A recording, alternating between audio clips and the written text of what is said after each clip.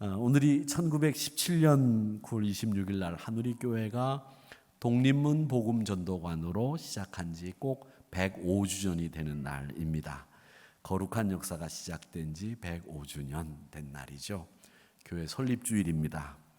온 세계를 위협하는 이 코로나 바이러스로 인해서 거의 3년 동안 우리 교회가 대면 예배를 못 드리고 또 코로나로 인해서 유튜브 방송으로 비대면 예배를 드리고 아예 우리 교육자들끼리 예배를 드리면서 참 마음속으로 참담함을 금할 수가 없었던 때를 우리가 보냈습니다. 헌신의 열기가 사라지고 헌신할래야 할 수 없는 상황이 우리 앞에 맞닥뜨려 있었던 때였습니다. 이런 시대상을 그냥 지나치지 않고 우리 한우리교회는 새로운 국면 앞에서 변화 또 시대성에 걸맞는 교회를 만들기 위해서 지난 2019년 사무총회로부터 시작을 해서 2021년 사무총회까지 중요한 결정들을 해왔습니다. 미래발전위원회를 발족을 해서 한우리교회가 앞으로 미래를 어떻게 준비하고 어떤 목회를 해야 하는지에 대해서 연구를 했고 2021년 사무총회에는 미래발전위원회가 나와서 교회 발전을 위한 여러 가지 제안을 긴 시간 동안 여러분에게 보고해드렸고 전반적인 한국교회 상황 그리고 한우리교회 상황에 대한 보고를 여러분들이 청취하셨습니다. 그리고 교회 이전을 비롯한 모든 가능한 대처를 할 수 있도록 결의를 해주셨습니다.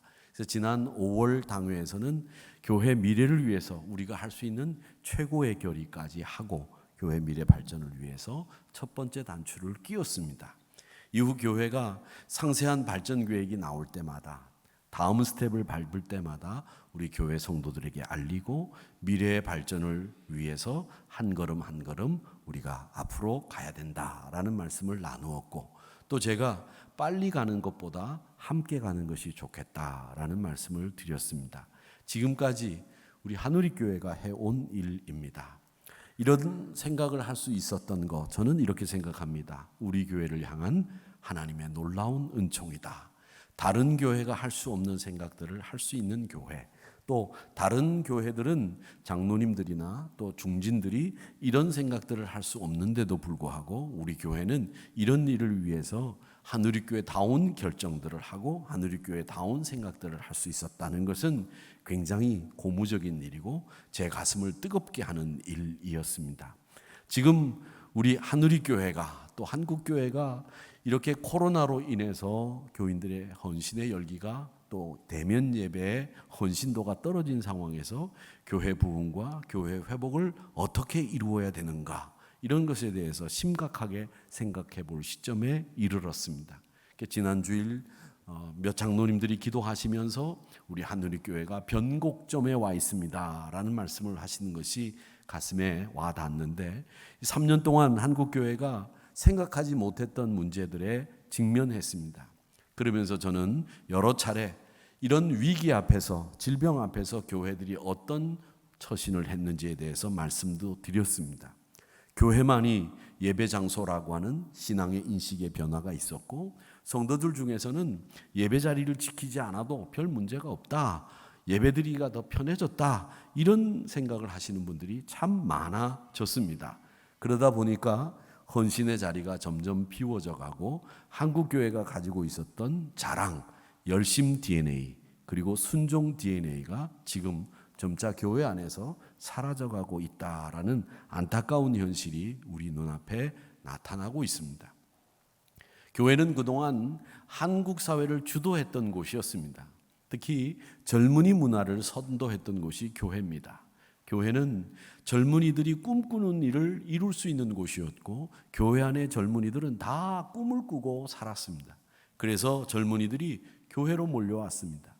세상에서 접하지 못했던 음악, 세상에서 접하지 못했던 예술, 세상에서 접하지 못했던 각종 그 문화적인 그리고 인격적인 고향을 할 수 있는 여러 가지 일들을 교회 안에서 누릴 수 있었고 세대 간의 소통이 계층 간의 소통이 이루어지는 곳이 오직 교회밖에 없었기 때문에 이 교회 안에서 많은 젊은이들이 문화적인 혜택을 누리며 신앙생활을 했습니다.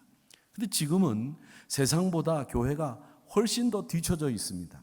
세상은 저만큼 가고 있는데 교회가 그 뒤를 따라가지를 못하고 있습니다.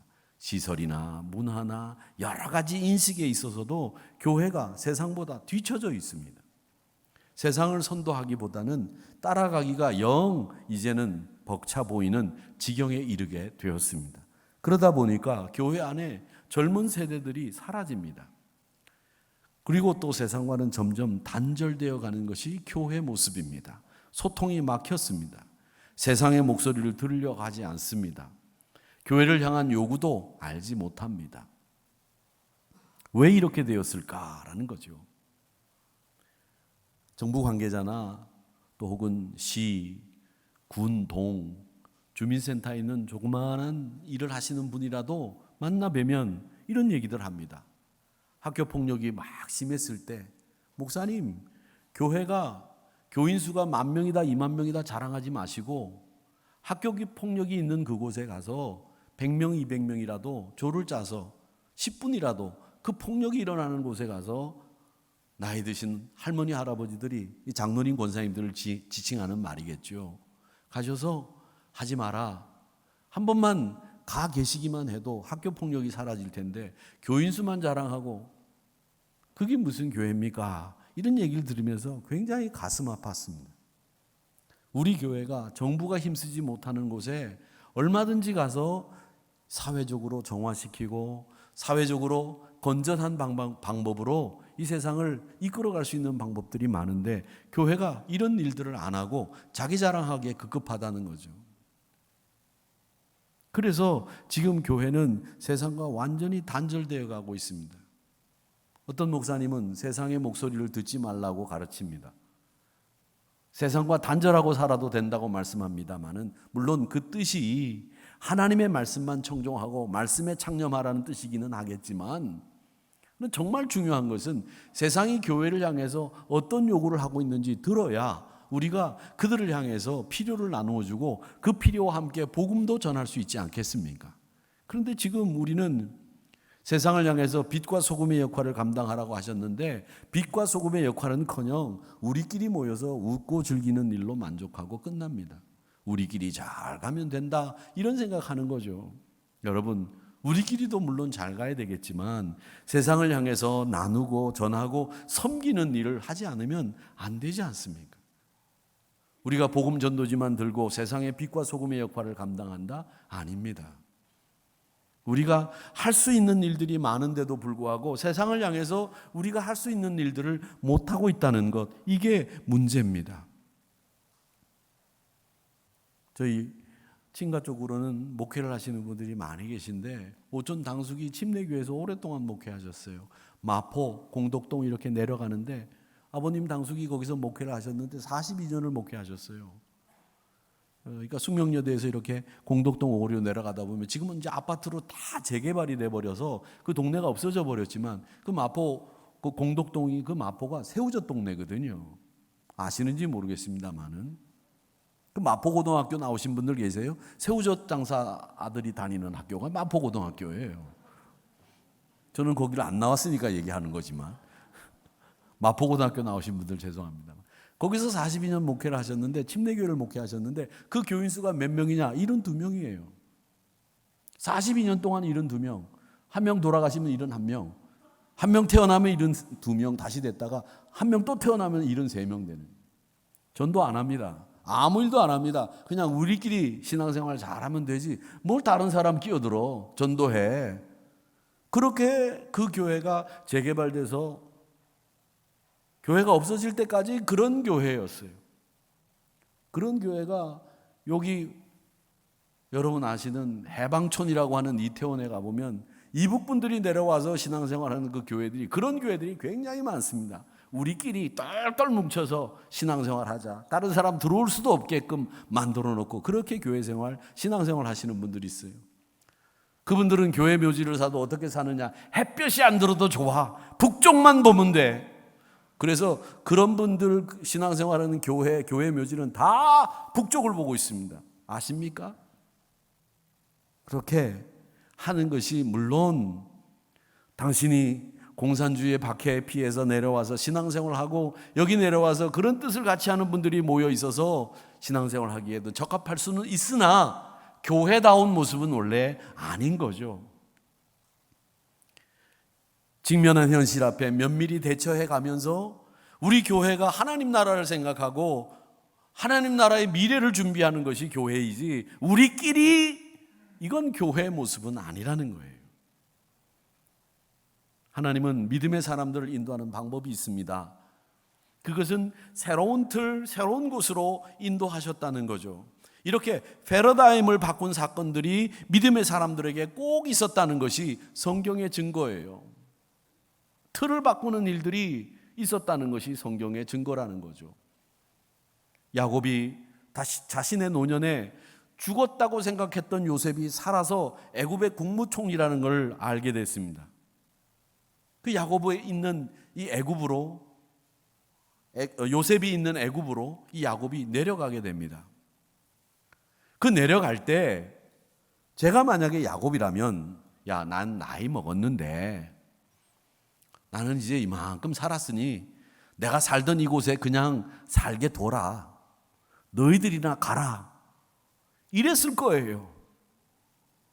그런데 야곱은 가족들과 함께 새로운 하나님의 구원사의 길이 남을 이 애굽의 이주를 감행합니다.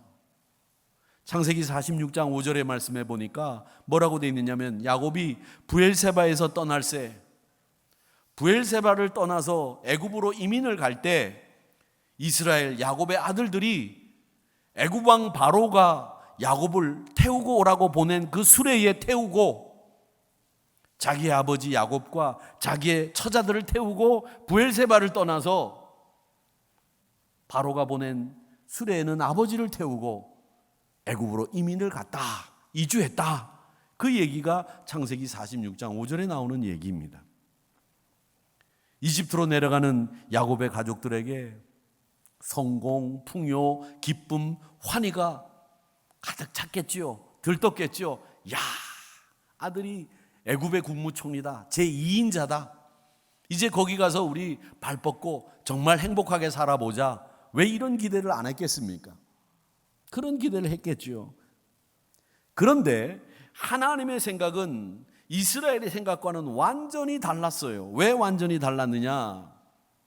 하나님의 계획은 선민으로 이스라엘이 온 민족을 하나님께로 돌아오게 하는 사명을 감당하도록 순종, 인내, 그리고 무엇이 진짜 풍요인지를 알려주시고자 했습니다.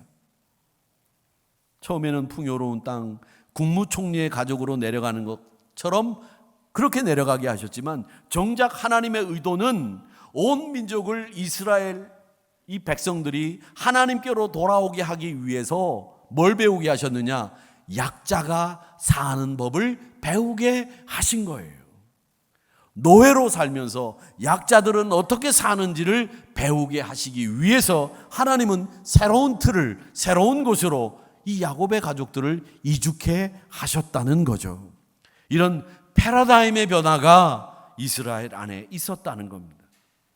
인간의 낡은 익숙한 틀이 아니라 지금과 미래를 위하여 가지고 계신 하나님의 새로운 뜻과 생각을 품기를 원하시고 그들을 이끄신 거예요. 하나님의 뜻에 순종할 수 있도록, 하나님의 뜻에 인도함 받을 수 있도록 그들을 인도하셨다는 겁니다.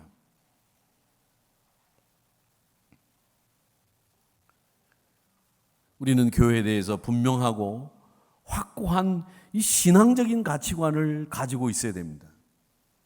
한우리교회가 105년 됐다고 하는 것은 자랑이기도 하지만 무거운 책임이 우리에게 주어져 있다는 이야기이기도 합니다. 이 교회가 어떤 곳이냐? 교회는 부름을 받은 사람들의 모임이라고 합니다. 그 부름을 받은 사람들의 모임이라는 말이 에클레시아라고 하는데 그 에클레시아의 에크라고 하는 말은 끄집어냈다라는 말이에요. 골라냈다라는 뜻입니다. 그래서 모였다라는 말이 에클레시아. 우리는 하나님이 불러내서 모인 곳이에요. 부름받은 사람들이란 말입니다.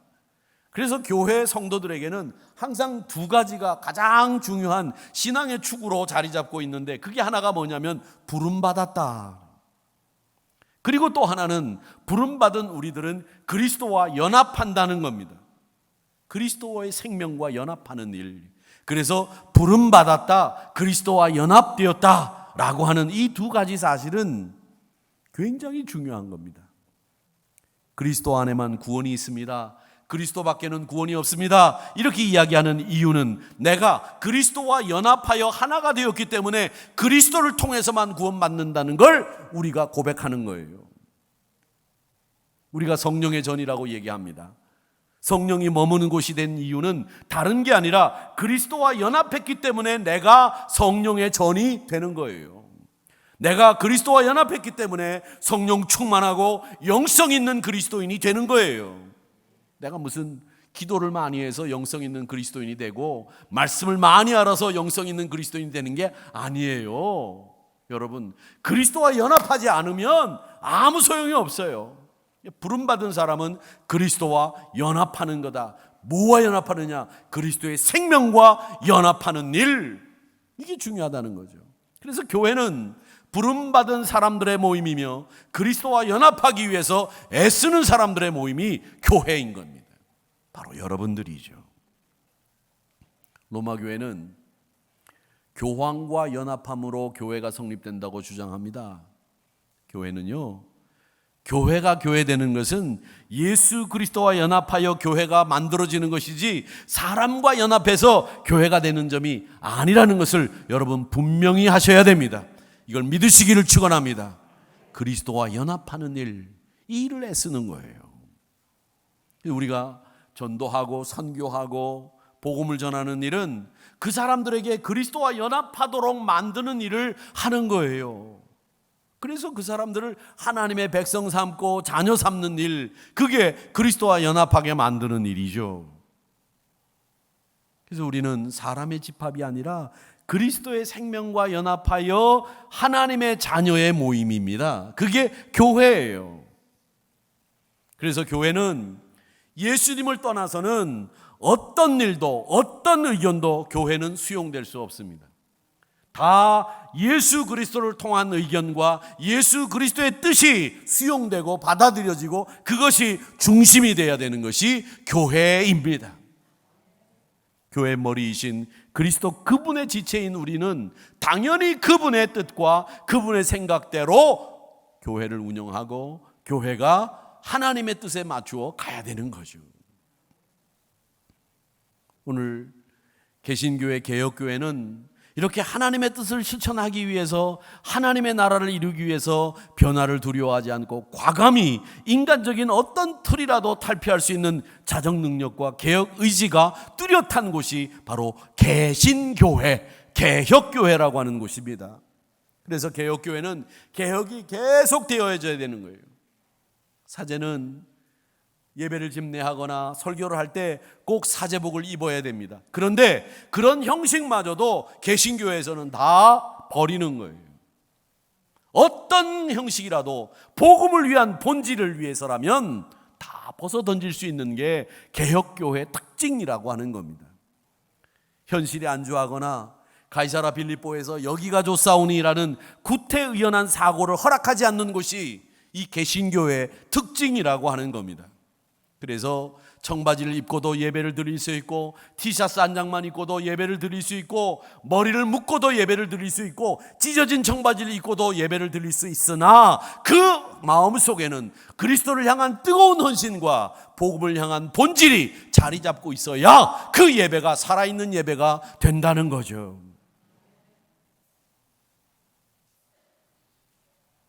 제가 이번에 아태 선교 전략회의를 갔는데 아시아 태평양 지역에 있는 선교사님들이 한 80명 정도가 오셨더라고요. 호치민 하누리교회에서 또 집회를 인도하러 가서 호치민 하누리교회에서 집회를 인도했습니다마는 그 호치민 시내 푸미용이라고 하는 한국인들이 많이 사는 우리나라 코리아타운 같은 곳이 있습니다. 거기는 한국이랑 똑같아요. 근데 거기에 교회가 여러 교회가 있는데 제일 부흥하는 교회가 어떤 교회인지 아세요? 호치민 하누리교회. 할렐루야. 2017년도에 우리 교회가 그 교회를 개척하고 반창범 목사님이 교회를 만들고 이제 반창범 목사님 떠나고 다른 목사님이 오셔서 목회를 하시는데, 이번에 저희가 60권 성경을 보냈는데 얼마나 감사하는지 몰라요. 보내신 분들 어떤 분들인지 꼭 명단을 저희들에게 보내주십사 부탁을 하셨습니다. 그래서 제가 이제 돌아가서 명단을 그쪽에 보내드리려고 해요. 얼마나 열심히 기도하고 부흥하고 있는지 말이죠. 이번에 선교신문에 보니까 신천교회도 그 옆에 거기서 사업하시는 장로님의 힘을 빌어가지고 교회를 개척했는데, 품명 외곽에다 개척했는데, 신천교회가 개척한 교회, 우리 호치민 하누리교회하고는 비교가 될까요, 안 될까요? 안 돼요. 130명 정도가 모이더라고요. 어휴, 그냥 막 교회가 아주 얼마나 뜨거운지 모르겠어요. 그런데 거기 계신 분들도 그렇고 선교사님들이 다 한결같이 제가 말씀드리려고 하는 게 뭐냐면, 목사님, 하누리교회 신자들이 얼마나 좋은지 교회를 떠나보니까, 하누리교회를 떠나보니까 알겠더라, 이런 얘기를 하는 거예요. 하누리교회 신자들이 정말 좋더라 하는 거죠. 그리고 호치민 하누리교회도 가보니까 다른 교회는 제가 안 가봤지만 하여튼 부평에서 호치민 하누리교회 신자들이 제일 좋은 것 같아.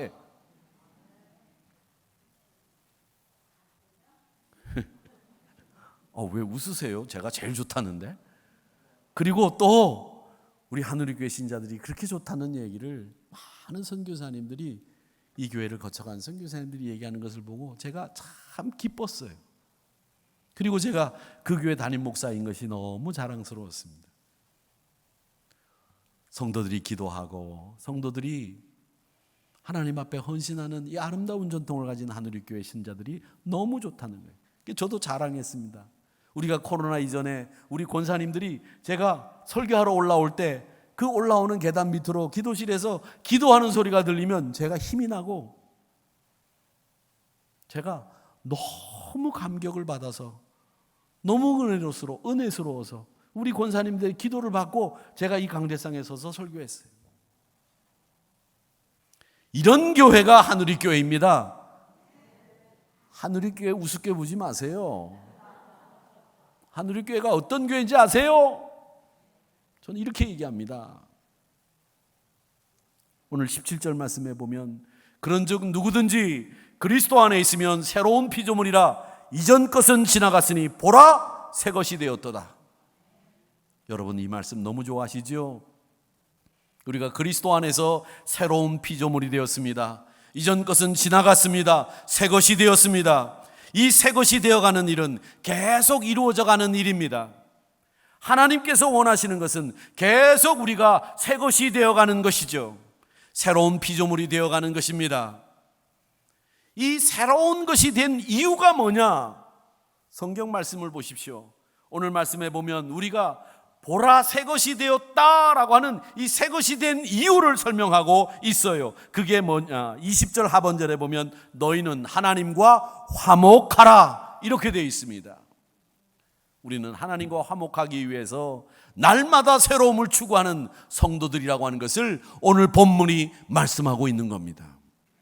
사랑하는 성도 여러분, 교회도 마찬가지입니다. 완전하지는 못하겠지요. 그러나 새로운 피조 공동체를 위한 노력, 이전 것을 버리고 날마다 새로워져가는 이 노력이 부단히 이루어지는 정말 좋은 하누리교회가 되기를 축원합니다. 그래서 앞으로 우리 하누리교회가 무엇을 해야 될는지, 앞으로 하누리교회가 내 중심의 신앙에서 탈피해서 우리를 중심으로 생각하는 것을 탈피해서 멀게는 세계를 품고 한국을 품고 이 나라를 위해서 내가 무엇을 할 것인가를 눈을 뜨고 생각하고 바라볼 수 있는 하누리교회가 되기를 바랍니다. 그래서 이 나라와 민족을 선도하는 교회가 되기를 축원합니다. 목사님, 무슨 소리입니까? 순복음교회도 있고 명성교회도 있고 영락교회도 있고 교회들이 많은데 우리 하누리교회가 한국을 선도할 수 있는 교회가 될 수 있습니까? 있습니다. 여러분, 제가 지난주에 말씀드린 것처럼 눈에 빛을 두세요. 눈을 똑바로 뜨세요. 어지럽고 험한 세상에서 우리가 신앙의 바른 생각만 가지고 있으면 이 나라 인민족뿐만 아니라 세계를 선도하는 교회가 될 수 있습니다. 그런 뜻을 품고 앞으로 달려나가는 하늘의 교회의 미래가 그렇게 되기를 주님의 이름으로 축원합니다. 이를 위해서 계속 기도해 주시고 특별히 교회 미래를 위해서 뜨겁게 기도해 주시는 여러분들이 되시기를 주님의 이름으로 간절히 바라면서 축원합니다.